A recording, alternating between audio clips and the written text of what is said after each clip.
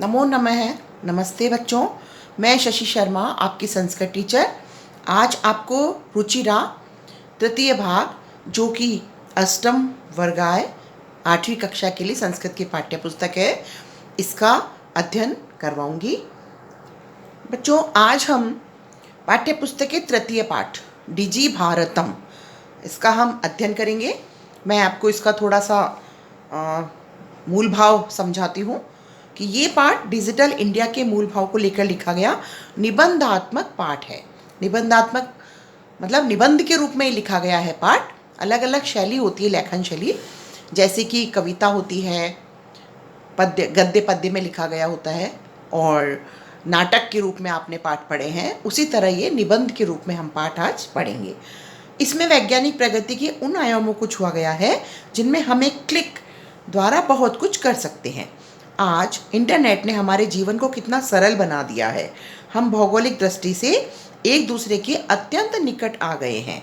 इसके द्वारा जीवन के प्रत्येक क्रियाकलाप सुविधाजनक हो गए हैं। ऐसे ही भावों को यहाँ सरल संस्कृत में व्यक्त किया गया है। तो ये बच्चों, जो डिजिटल क्रांति है, जो आज हमारे मोबाइल, कंप्यूटर, इंटरनेट की जो क्रांति है, उसके बारे में ये पाठ है, और आज हम इसको यहाँ संस्कृत में पढ़ने जा रहे हैं। आइए बच्चों, अब हम पाठ पढ़ते हैं, समझने की कोशिश करते हैं। आइए। अद्य मतलब आज संपूर्ण विश्व, पूरे संसार में डिजिटल इंडिया इत्यस्य चर्चा श्रूयते। श्रूयते होता है मतलब सुन रहे हैं, चर्चा होती है बातचीत आदि की। तो आज हम पूरे संसार में सिर्फ क्या करते हैं, डिजिटल इंडिया की ही बात सुनते हैं। अस्य पदस्य क भावे इति मनसि जिज्ञासा उत्पद्यते। इस जो पद है, शब्द का क्या भाव है, यह मन में, मनसी यानी मन में, जिज्ञासा होता है कौतूहल, इच्छा, है ना, उत्पन्न होती है कि इस पद में डिजिटल इंडिया आखिर है क्या। ये हमारे मन में जिज्ञासा उत्पन्न होती है। काल परिवर्तनेन सह मानवस्य आवश्यकता अपि परिवर्तते। काल मतलब समय, समय परिवर्तन यानी कि समय के बदलने के साथ ही मानव की आवश्यकताएं भी, अपि मतलब भी, परिवर्तते बदल गई हैं। प्राचीन काले, पुराने समय में, प्राचीन यानी पुराना, काल मतलब समय, पुराने समय में ज्ञानस्य आदान प्रदानम मौखिकम आसीत्। मतलब प्राचीन समय में जो ज्ञान था, है ना, ज्ञान का आदान प्रदान, लेना देना, मतलब समझना समझाना, मौखिकम मतलब मौखिक रूप से होता था। विद्या च श्रुति परंपराया गृह्यते स्म। विद्या मतलब ज्ञान जो था हमारा, जो आज हम विद्या प्राप्त करते हैं, वो भी सिर्फ सुनने की परंपरा से ही ली जाती थी कि गुरुजी उपदेश देते थे और शिष्य उसको सिर्फ सुनते थे, सुन के ही हम उपदेश ग्रहण करते थे। अनंतरम मतलब बाद में, ताल पत्र ऊपरी, ताल पत्रोपरी, ताल जो होता है, ताड़ के पत्र होते थे, पत्र मतलब पत्ते, उनके ऊपर, ताड़ के पत्तों के ऊपर, भोजपत्रों ऊपरी, भोजपत्र ऊपरी, भोजपत्र के ऊपर, है ना, और तालपत्र और भोजपत्र के ऊपर लेखन कार्यम आरब्धम। लेखन का जो काम था वो शुरू हुआ। परिवर्तिनी काले कर्गदस्य लेखन्याः च आविष्कारेण सर्वशामेव मनोगतानां भावानां कर्गदोपरि लेखनम प्रारब्धम। तो अब हम क्या कह रहे हैं, देखिए। परिवर्तिनी काले बदलते हुए समय में, कर्गदस्य मतलब कागज की, लेखन्या होता है कलम, है ना, कागज के च और कलम के आविष्कार से, सर्वेशामेव सभी के, जो था मनोगत, मन में जो आते थे वो भाव, कर्गदोपरि लेखनम प्रारब्धम, कागज के ऊपर उन्होंने लिखना शुरू कर दिया।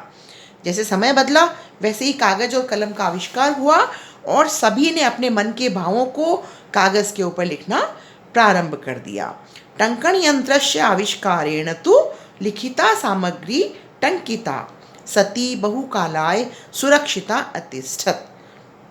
अब देखिए, समय बदलने के साथ फिर क्या हुआ कि टंकण यंत्रस्य टाइप के जो यंत्र था, टाइपराइटर का आविष्कार जब हुआ तो उससे लिखित सामग्री को, जो लिखी गई कागज़ के ऊपर हम लिखते थे, उस सामग्री को टाइप करके बहुकालाय, बहुत समय तक सुरक्षित और अतिष्ठत, मतलब तिष्ठ होता है कि स्थायी, हम रखा उसको हमने, और वो स्थायी रही।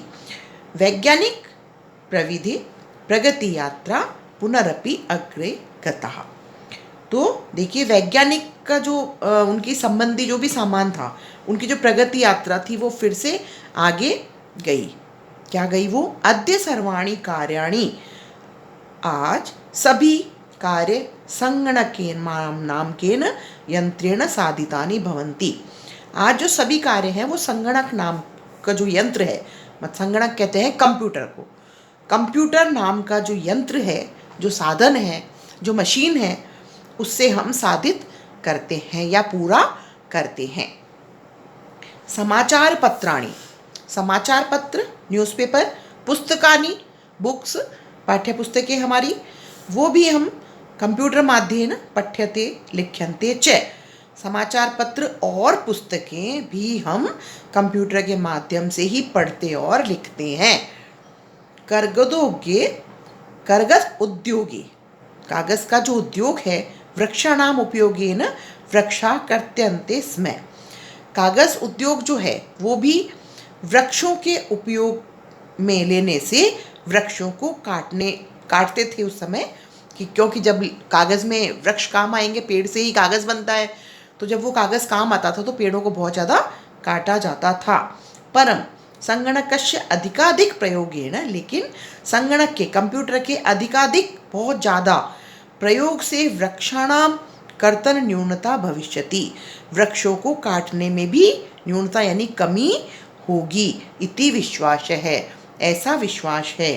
अनेन पर्यावरण सुरक्षायाः दिशि महान उपकारो भविष्यति, इससे पर्यावरण की जो सुरक्षा की दिशा में, दिशा होता है दिशा में, महान उपकार होगा, या पर्यावरण की दिशा में बहुत बड़ा काम इसमें सुरक्षा में होगा।